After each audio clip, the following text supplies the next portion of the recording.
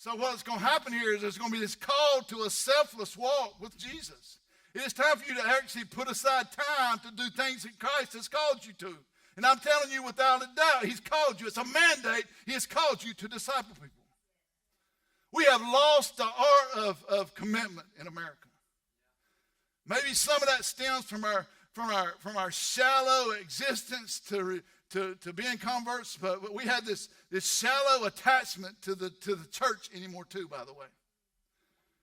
Used to, people, when they got converted and they started getting discipled, they were connected to the church, the body. They were in it, man. They were like, I'm all on this. I'm going to be faithful to every single thing God calls me to. If God says don't forsake your assembling together, they show up for everything. Now, we got every reason in the world not to show up for stuff. I'm talking about even our church. Quit finding reasons not to be a part and start finding reasons to be a part.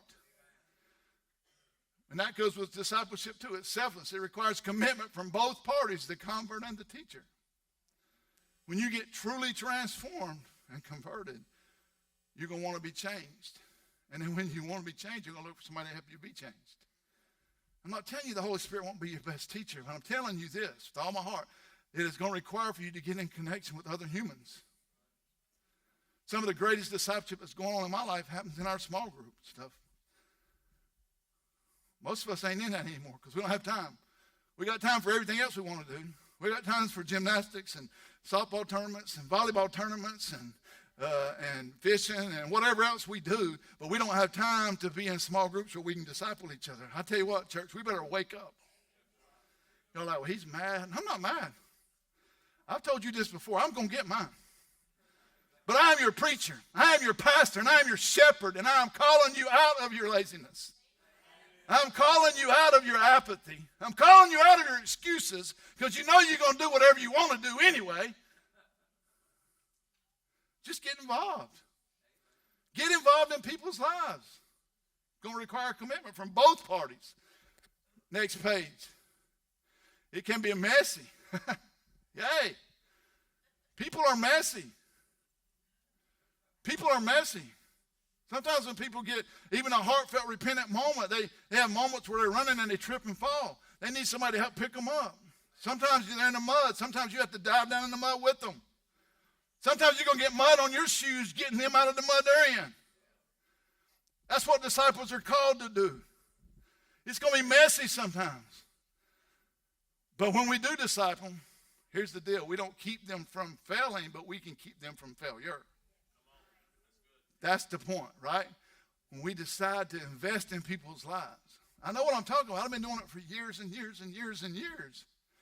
There are young people in this town that I coached that call me Pop, that I had in youth group, that call me Pastor Mike. There are people, this town is littered with people that I'm always checking on, just checking on them. And sometimes it's messy. I've been to crack houses. I went one time, this guy took me out in the woods to this gang house and gave me about 10 guns.